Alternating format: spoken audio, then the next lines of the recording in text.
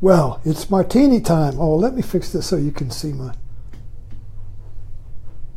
Yeah, I want you to be able to kill a minotaur. I want you to be able to see that because that's my blog, which is where I post my talks and my Zen Fits. Zen Fits is the category I use for my fits, my writings. So, I'm a metaphorical martini priest. No, I've never heard that before. I just invented it. A metaphorical martini priest. Now, metaphorical because I'm not a real priest, but yet maybe I am. So this is the host. Gin is my blood. Olive is my flesh, you see. So that is the host, and I'm the metaphorical martini priest because, well, I wanted to be a minister back in 1970, I believe. I even went to Presbyterian Seminary, kind of a lone wolf, and I was very fortunate in that it was the wrong seed for that room, so they aborted me. The womb didn't want that seed, so I got aborted, which was, and then I was born again. So, but my rebirth has been very slow. I'm still in labor. We're all in labor. We're all being reborn. But the thing is to keep it going and not get stuck. So we're all the unborn. Now, why is this a Eucharist? And why is the martini a host? And why am I the priest? Now the priest is the sacrificial priest. So in the Eucharist, the Holy Mass, you see, the priest is performing a sacrifice.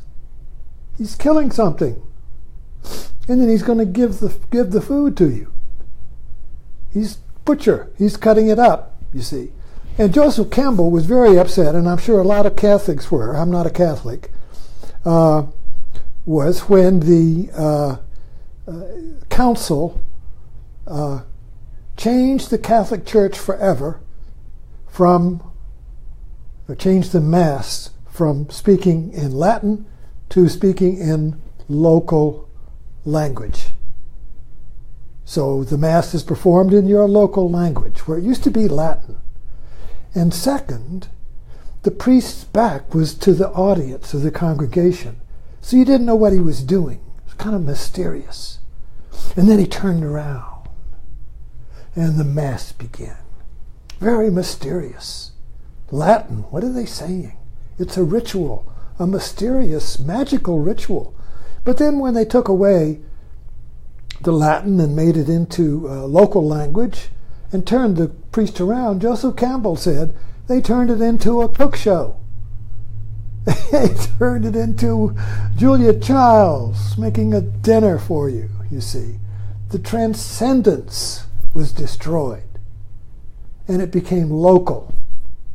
The transcendence, the symbols of transcendence were destroyed, and instead of pointing up to the mystery of life, it pointed out to the history of life. And this is what's happened in Christianity. Protestantism, particularly the evangelical strain of Protestantism, which is popular in America. Now, this particular evangelical strain of Protestantism is passionate. They're good people, passionate people. They want to feel. They want to feel Jesus. They want to feel Christ. They want to feel God. They want to feel religion. If you don't feel it, it's not there.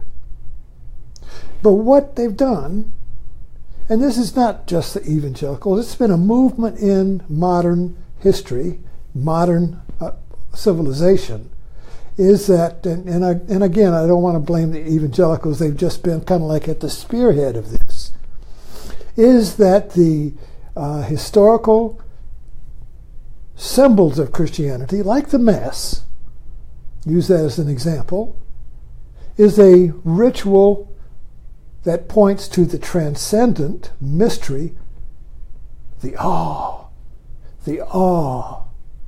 of the cosmos. Well, that window closed, because in the scientific view, unless you're Stephen Hawkins, it's just a bunch of rocks floating around out there. You see, I mean, it's not that mysterious. You can figure it out. If you have enough time, if you have enough scientists or whatever, so, there's pretty much a knowable universe. Everything can be known given enough time. But mystery, awe, means it can't be known. No way to be known. Unknowable. God is unknowable. God is unknowable. Therefore, it's mysterious, even terrifying, awesome. Oh, you see, it shakes the heart. It trembles the gut. It makes you bow. It makes you feel something beyond you. But when the symbols that point up, you see, are pointing down, where do they point? They point to history. So the symbols of, I'll get my Jesus here. So the symbols of transcendence, resurrection, now point to history. And where in history was the historical story of Jesus. So all of the, and the virgin birth and the ascension, and all of these are historical events. Noah's Ark happened in history. You see, it all happened in history. Go back and find the splinters of the cross. Go back and find the Holy Grail. It's buried somewhere. It's a historical grail. Noah's Ark. Go find the mountain and find the splinters up there of the wood. It's a historical thing. It happened, you see. That's the historical reference. So when the reference goes from the mystery to the history, guess what happens? There's no mystery in history. You can know everything if you have enough research. You can know everything about Jesus in history if you just dig down in the archives. If you just get enough researchers on it, you can find out everything. It's all knowable. No mystery. Turn the priest around so he's facing you so you can see what he's doing there. Oh, he's just cutting up some bread and some juice or wine. He's putting wine in there and that's bread, I can see what he's doing. Everything is known. The magician's veil is gone. The magic is gone. And that's what's happened to religion. And I guess my religion, I think, I don't know why. I grew up in a Navy family. My father was at sea. He was an Irish Catholic, but he never practiced Catholicism. Never mentioned God or anything. But my folks went to church, and my mother would take me to whatever church was local, and I remember, going to Sunday school and all that. But father was at sea, and when they retired, 1955, they found a church they liked. It was the Lutheran church. And when my parents moved here to Blackstone, they went to the Presbyterian church. And my father, I don't know. I think he did it more or less as duty. But I do know. Now this is strange. I'll share this with you. He was 94, and he had a stroke, so he's kind of stroked out. Physical okay, but he lost his judgment, lost his anger. But anyway, he had been in the hospital for a couple of various things, and I went to see him one day, and the first time in our life, in 1998, he sees me come in the room, and he opens his arms to me, and he welcomes me, and I'm blown away, and I just rush over and hug him. And He said in my ear, I'm ready to die. And so, about a week or two later, I think he was in hospice. I think he was, maybe not. But I had stayed over the night, and my mother came in and said, "No, Pop can't get back in bed." So I went to his bedroom, and he was on his knees, leaning up against his little bed. And then we got him into bed, and then he began to breathe heavily, and then he sneezed. I don't want to sneeze, I'll blow something on that. And he sneezed. And that was it. And I was standing there, and I said, I think he's gone. Like that. So he died. But I think the point I'm bringing this up here is that was a holy moment. That was a sacred moment. That was the Eucharist in flesh and blood. Now, I don't know if my father was... It looked like my father was praying on his knees, getting ready to die.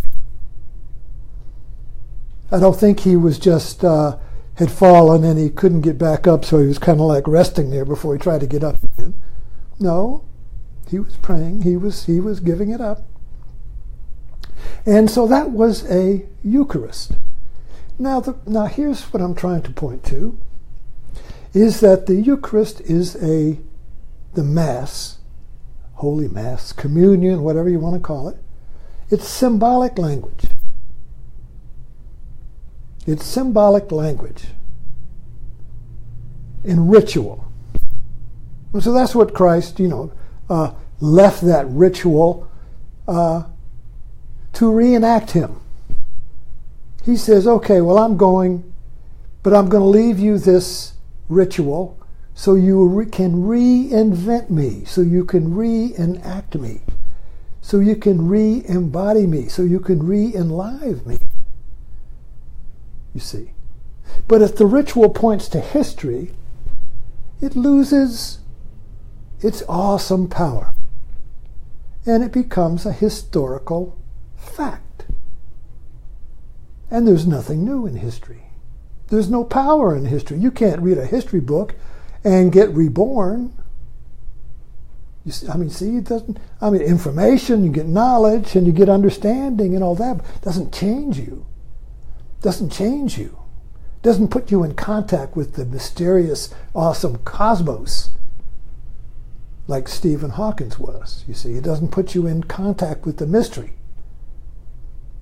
And that's what the sacred rituals, the transcendent symbols, rituals and symbols, are really trying to do. But our materialistic, historical, worldly society has bent the transcendent symbols to point to time and history. And they die. So all of these symbols are died. So what's left is a political organization. Now in the modern Christian church, you see, some of it has become political. So instead of pointing to the transcendent, it points to the next Republican election. The kingdom of God is not mysterious and everywhere. No, it's somewhere. It's in time. It's next week. It's next month when the new president runs and the new Savior comes to restore America. That's religion that's lost its transcendence. It's lost its connection to the awesome. So we have to reinvent it. We have to go out in nature. We have to go out to nature, go to the edge of the Grand Canyon. Awesome. We have to watch Star Wars. Awesome. For the feeling of awesome. We have to watch Black Panthers to be awed. We have to watch the next best movie. Or we have to create tragedies, a mass shooting, terror. You see, terror and awe are pretty much the same thing. Think about Bush. Shock and awe on Saddam. You're going to have shock and awe. Terror and awe, they're both the same. But we want to separate it. We don't want any terror. We don't want any mystery. We're scientific. We're rational. We can know everything. No mystery, no awe. Because you can't separate the terror from the awe, you see. So now we invent our sacred moment. So now we have to kill 17 kids to have an awesome experience. Again, awesome means terrifying. Mystery, awe, terror. We don't like that. But we've lost it. So we find new ways to find terror. We find new ways to find awesome. Okay? Now, just one more thing about my little metaphorical sacrifice. The reason this is a metaphorical host, Eucharist, again, I don't want any comments saying that isn't a Eucharist. We've lost the ability to see metaphors too. Understand that. So this is a sacrifice. What am I sacrificing? Well, I'm sacrificing my inhibitions. I'm sacrificing my fear of not knowing what I'm going to say. I'm sacrificing control. I'm sacrificing planning. I'm sacrificing fear of what you think. I'm doing a sacrifice here. I'm jumping in live, you see. Something's dying. My fear is dying. I'm fearless here. I sacrificed it. Killed it. Right there, you see. So anyway, you find your own sacrifices. Find your own Eucharist. Be creative. Joseph Campbell said, now that we've erased all of the mythologies and rituals and awesome transcendent symbolism from ourselves, we're in free fall. You're on your own, baby. You've got to invent what we threw out with the bathwater. We have to create what we no longer believe in because we need it. You need that connection to the awesome, terrifying mystery of the universe. You need that, or else you're just a historical person digging in a landfill for God. Thanks for dropping in.